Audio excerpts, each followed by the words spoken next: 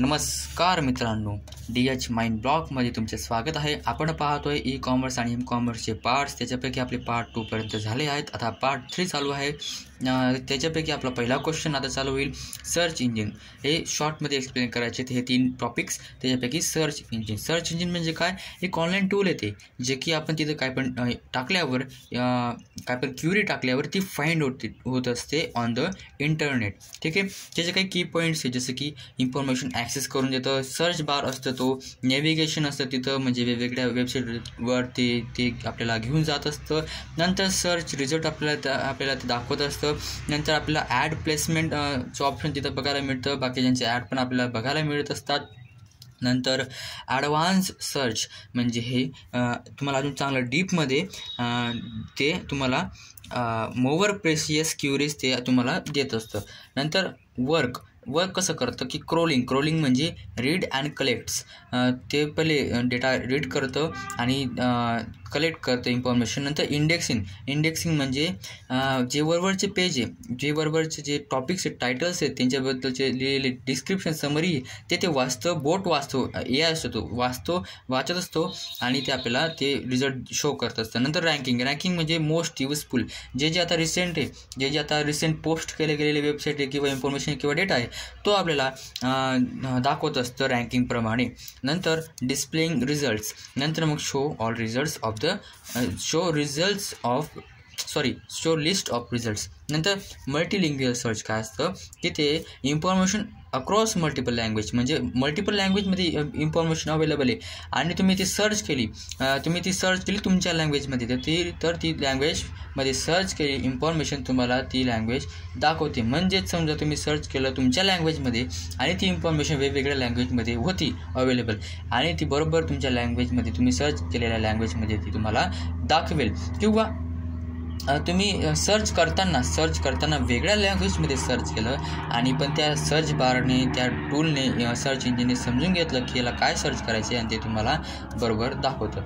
तसं त्याचे काही तुम्ही बघू शकता. अंडरस्टँड क्युरीज बघा अंडरस्टँड क्युरीज म्हणजे ते क्युरीला अंडरस्टँड करतं.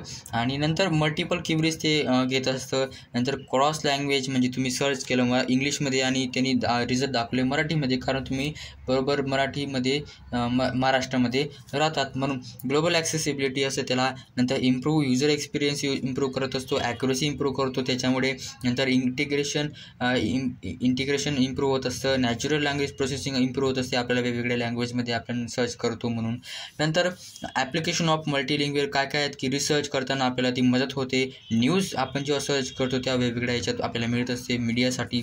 तसं ट्रान्सलेशन ऑफ सर्च रिझल्ट म्हणजे काय की आपण सर्च केलं आणि सर्च केलेलं जे आपण सर्च केलं आहे ते तसं ती लँग्वेजमध्ये समजा तुम्ही मराठीमध्ये सर्च केलं तर ती मराठीमध्ये अवेलेबल न होता ते इंग्लिशमध्ये अवेलेबल आहे ती इन्फॉर्मेशन.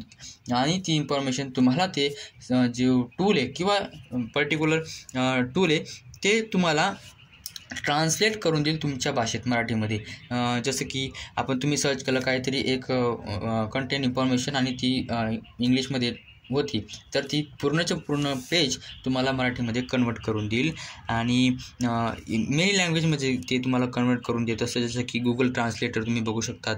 आणि त्याचे बेनिफिट्स असतात की ग्लोबल ते ॲक्सेसिबल असतं. युजर एक्सपिरियन्स वाढतो. कल्चरल एक्सचेंज म्हणजे ती भाषा समजा वेगळ्या ह्याच्यात होती, इंग्लिशमध्ये होती किंवा दुसऱ्या लँग्वेजमध्ये होती, त्यांच्या कंट्रीची दुसऱ्या लँग्वेजमध्ये होती, रशियन दुसरी समजा, आणि ती आपण तिच्यामध्ये ते कल्चरल शब्द आहेत ते शब्दांचा अर्थ आपल्याला कळत असतो. ॲप्लिकेशन तुम्हाला माहिती रिसर्चमध्ये, न्यूजमध्ये, आपण ट्रॅव्हल करताना जेव्हा सर्च करतो तेव्हाबरोबर ते आपल्याला ट्रान्सलेट करून देत असतं टुरिझम म्हणून. नंतरचा आपला जो पॉईंट आहे तो वेब होस्टिंग आहे. What is web hosting? Web hosting provide resources and technology to websites. म्हणजे समजा आपण मागे पाहिलं की म्हणजे समजा वेब होस्टिंग म्हणजे तुम्ही जे सर्व्हर आहे त्या सर्व्हरमध्ये तुमच्या वेबसाईटसाठी जागा घेताय जेणेकरून ती 24 तास ऑनलाईन राहील. कोणता पण न्यूज आहे त्याला केव्हा पण त्याला ॲक्सेस करेल आणि ते त्याला फाईली सेंड करतील. त्याला आपण म्हणतो वेब होस्टिंग. म्हणजे सर्व्हरमध्ये तुमच्या वेबसाईटसाठी जागा घेणं, तुमच्या वेबसाईटसाठी ज्या फाईली तयार केल्या आहेत तुम्ही HTML जावास्क्रिप्टच्या, त्या जागा घेणं त्यालाच आपण वेब होस्टिंग म्हणतो. ते काही विकत मिळत असतात बघा. Provide resources and technology to website, म्हणजे वेबसाईटसाठी लागणारे रिसोर्सेस असतात. तिथं सर्व्हर ऑन ठेवतं, फाईल ट्रान्सफर करत असतं. Renting space on internet like, म्हणजे मी तुम्हाला सांगितलं जसं की तुम्ही रेंट करताय स्पेस ऑन द इंटरनेट. नंतर सर्व्हर डिस्प्ले युअर साईट, म्हणजे तुम्ही जेव्हा एखाद्या युजरने तुमच्या रिक्वेस्ट पाठवली तेव्हा ते त्याला डिस्प्ले करेल. लाईक गोडॅडी ही पण एक वेब होस्टिंग आहे. जेव्हा तुम्ही वेब साईट बनवणार तेव्हा तुम्हाला गोडॅडीवर त्याची वेब होस्ट करावं लागेल आणि डोमेन रजिस्टर करावं लागेल. डोमेन रजिस्टर हे आपण पुढे पाहू. नंतर त्याचे काही बघा इथं दिलेत वेब होस्टिंग करताना काय काय बघावं लागतं. पहिले प्रिपेअर वेबसाईट, तुम्हाला वेबसाईट बनवावं लागेल. नंतर वेबसाईट प्रोव्हायडर तुम्हाला चूज करावं लागेल जसं की गोडॅडीसारखा. नंतर तुम्हाला रजिस्टर करावं लागेल, म्हणजे तुमचं रजिस्टर डोमेन नेम करावं लागेल, म्हणजे तुमचं युनिक नाव पाहिजे. नंतर अपलोड वेबसाईट फाईल अपलोड करून द्यायची. नंतर कॉन्फिगर DNS सर्व्हर, म्हणजे तुमचं IP ॲड्रेस तुमचं काय असेल ते बघायचं. टेस्ट करायची तुमच्या वेबसाईटला. नंतर सिक्युअर करायची आणि मेंटेनन्स आणि मॉनिटर तिला करत राहायचं. हे असतात वेब होस्टिंगचे स्टेप्स. नंतर आपलं पुढचा पॉईंट आहे डिस्कस ई कॉमर्स मॉडेल्स आणि ई कॉमर्सचे टाईप्स. आपण सारखेच आहेत, customer to business to customer. पुस्तकात ते सारखेच आहेत आणि तुम्ही असे लिहिले तरी चालतील. म्हणजे हा क्वेश्चन किंवा तो क्वेश्चन येईल, तुम्हाला तसेच लिहावे लागतील.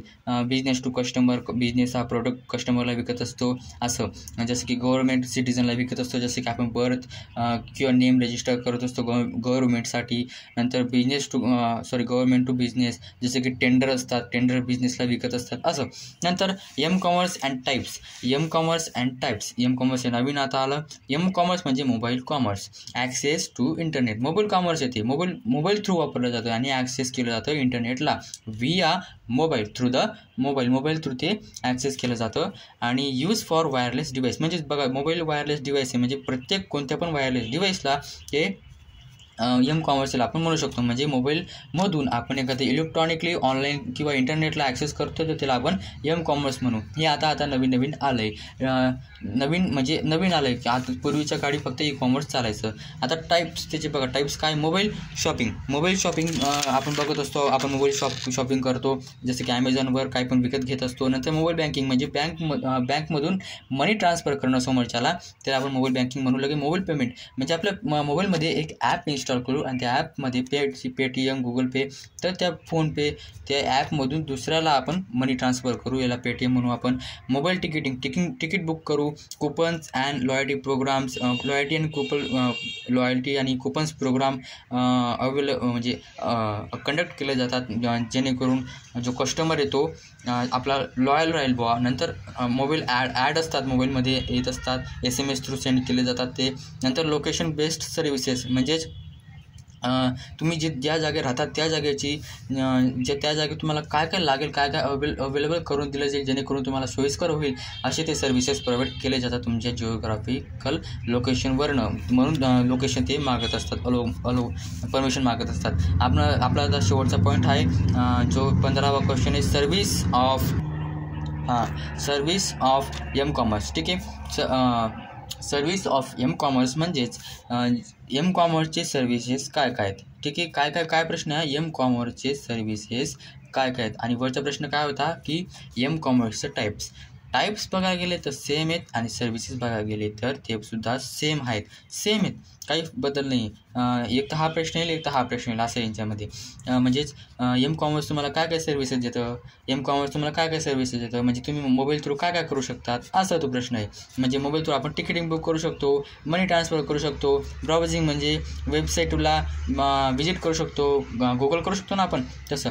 नंतर मार्केटिंग करू शकतो आपली, नंतर परचेस करू शकतो एखादं काही पण. नंतर लोकेशन बेस्ड सर्व्हिसेस जसं इथं बोललो तेच करू शकतो. बस हे इतके पॉईंट आहेत, एकदम सिम्पल आहेत आणि हे डबल आहेत. जर असा क्वेश्चन आला तर तुम्ही तुम्ही घाबरू नका, कारण हे मी आधीच समजवले आहेत पार्ट 2 मध्ये. ठीक आहे. पार्ट 2मध्ये पार्ट 1मध्ये मी हे समजवलं आहे चांगले, तर तुम्ही तो बघू शकता जर तुम्हाला हे समजले नाही तर. आणि इथं आपण थांबू आणि पुढच्या भागात आपण पार्ट 4 पाहू.